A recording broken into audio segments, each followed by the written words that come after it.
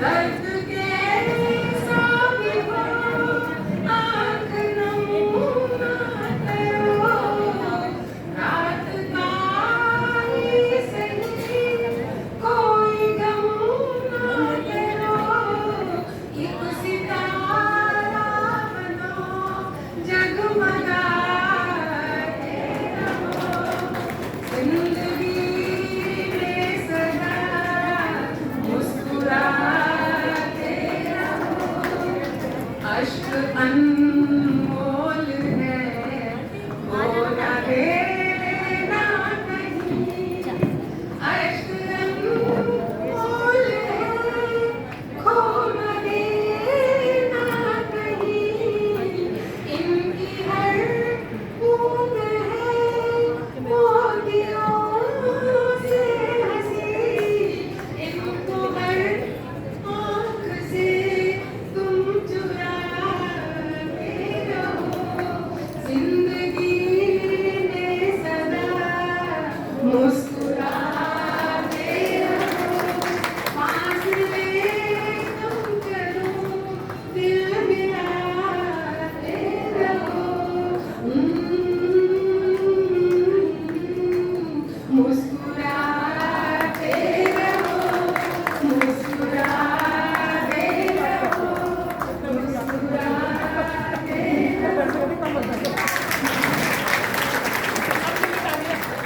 धन्यवाद।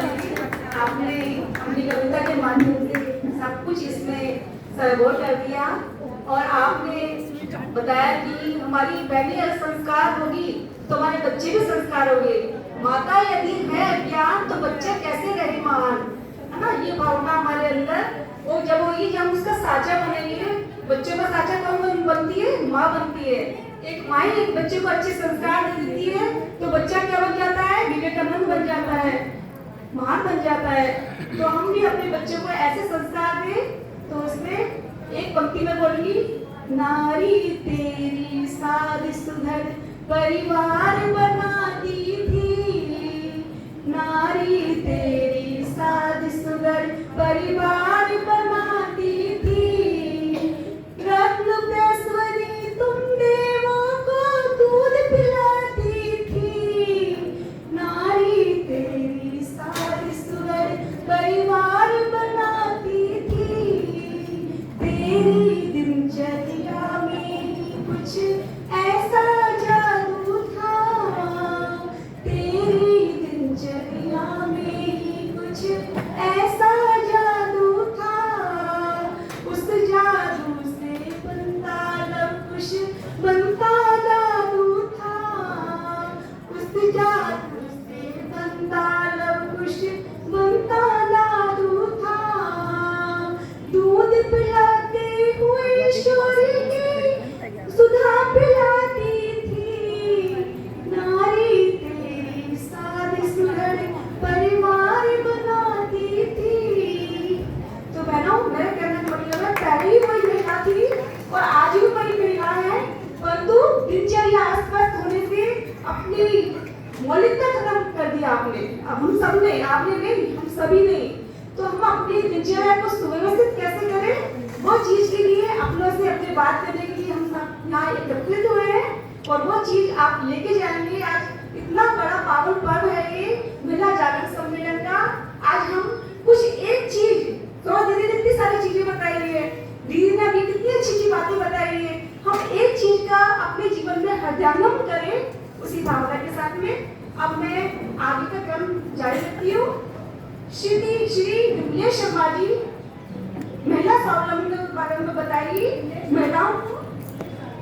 हाँ, विमलेश राठौर जी आ रही है जो महिला स्वावलंबन के बारे में बताएगी, जो अशक्त महिलाओं को हम कैसे रोजगार दें उसके बारे में दीदी बताएगी।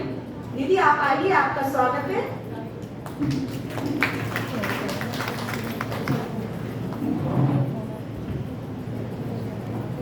आदरणीय सम्माननीय मंच और खजाने भरा हुआ महिला बहनों से प्रांगण,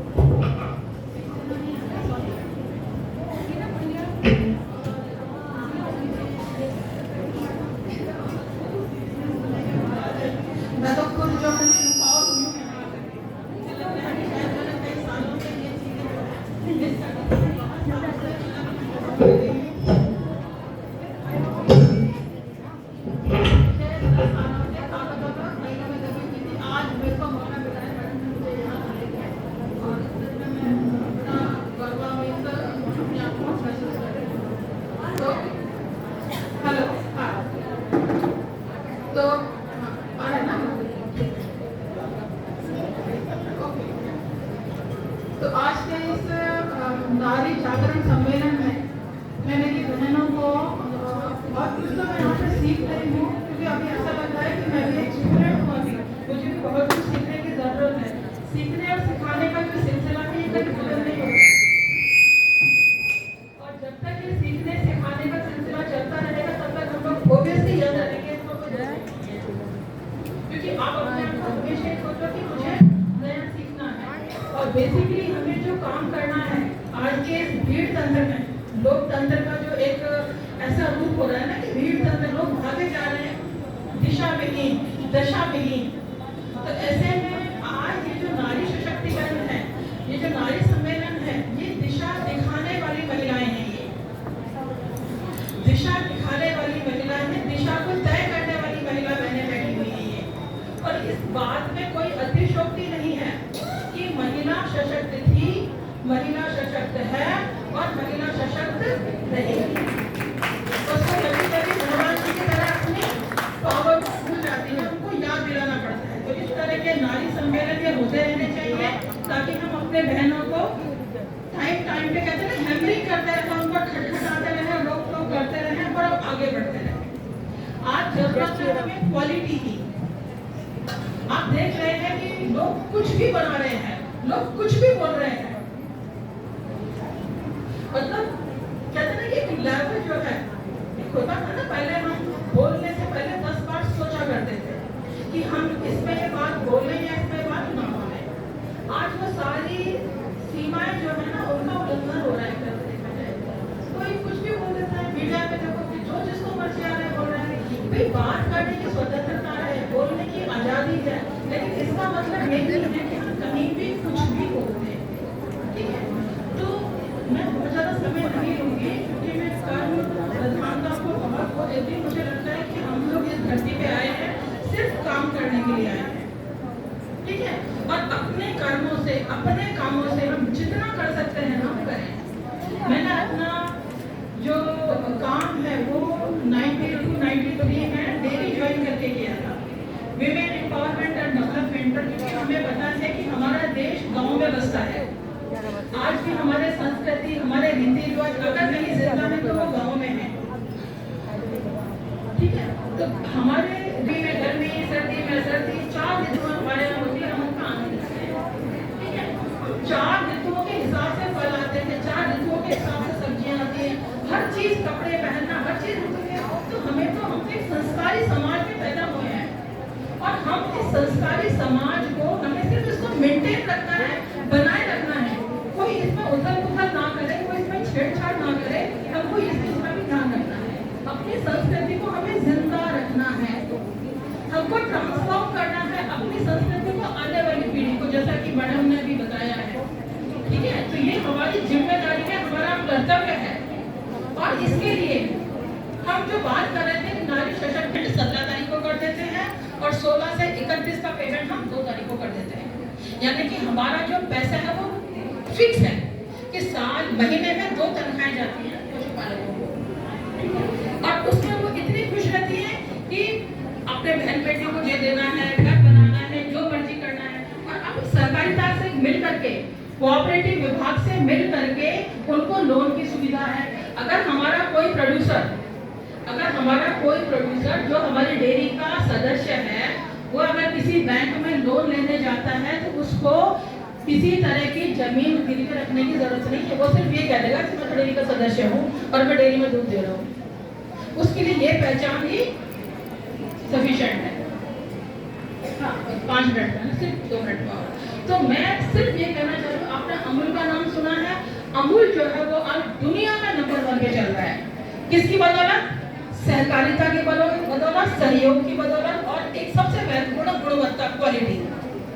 ये प्रयास रहता है कि भैंस के थन से दूध निकलने के बाद हमारे कंज्यूमर तक पहुंच जाए। तो मेरा ये स्टोरी सुनाने के पीछे सिर्फ एक ही मकसद था कि हमारे पास बहुत स्कोप है काम करने का। हमें कहाँ काम करना है कि फार्म से जो भी हमारे खेतों में, गांव में जो पैदा होता है उसको शहरी क्षेत्र तक पहुंचाना। हम अगर इतना भी कर देते हैं तो इसमें भी हम एक बहुत बड़ा काम होगा कि शुद्धता के लिए हम कितना काम कर सकते हैं। अच्छी गुणवत्ता की चीजें कहाँ जा रही है? विदेशों में जा रही है, दिल्ली जा रही है, इधर जा रही है, हमारे शहरों में वो नहीं आ रही है। तो हमको ध्यान देना है, हमको अपने लोगों के लिए भी काम करना है। यानी कि हम अलवर जिले के हैं तो हमें अलवर जिले के लोगों के लिए भी काम करना है, हमें अलवर जिले की बहनों के लिए काम करना है, हमें अलवर जिले के बच्चों के लिए काम करना है। तो इसी के साथ मैं अपना ये वक्तव्य जो है समाप्त करती हूँ और बहुत बहुत आभार प्रकट करती हूँ यहाँ के संस्थापकों का, जिन्होंने इतने भव्य आयोजन किया है और इतने बहनों की यहाँ पे जो है उपस्थिति है। Thank you so much. सभी बहनों को मेरा शत शत प्रणाम, कोटि कोटि प्रणाम। धन्यवाद।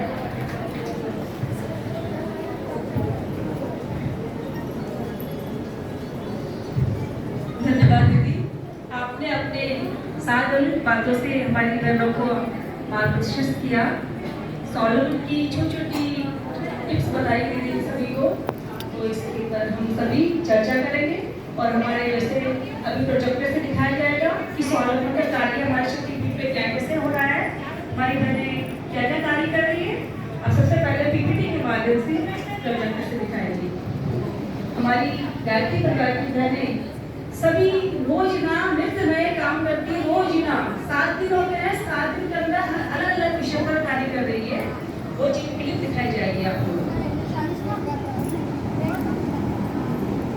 वर्ग में काम करती है और यहाँ तक कि कन्या कौशल शिविर लगता है तो सरोज दीदी के साथ में हम सभी जो भी जैसे दीदी जैसे क्षेत्र में रहती है उस हिसाब से बहनों को बोल देती है तो सारी बहनें वहाँ पहुँच जाती है। तो सरोज दीदी का इसमें बहुत बड़ा योगदान है कि स्कूलों में संपर्क करना, कांटेक्ट करना और फिर साथ में हम लोगों को संपर्क करना। वो अकेले इतना काम कर रही है, फोन के द्वारा इतना काम कर लेती है, लैपटॉप में इतना काम होते हैं, उसके बावजूद भी वो किस संस्था से जुड़ रही है और उन संस्थाओं में भी अच्छे अच्छे कार्य कर रही है। तो ये है हमारी कन्या कौशल का है कार्यक्रम। ये हम गए कन्या कौशल में तो वो फोटो इसमें है।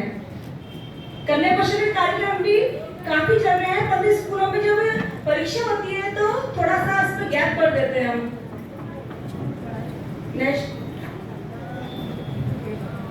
ये आवड़ी संस्थान पीढ़ी का है, उसमें अभी फिलहाल दीदी परसों गई थी गर्भ हॉस्पिटल के अंदर कशिगंज के साथ में, तो उसकी करंट फोटो है ये। और वैसे बहुत सारी फोटो है, इतनी सारी फोटो है कि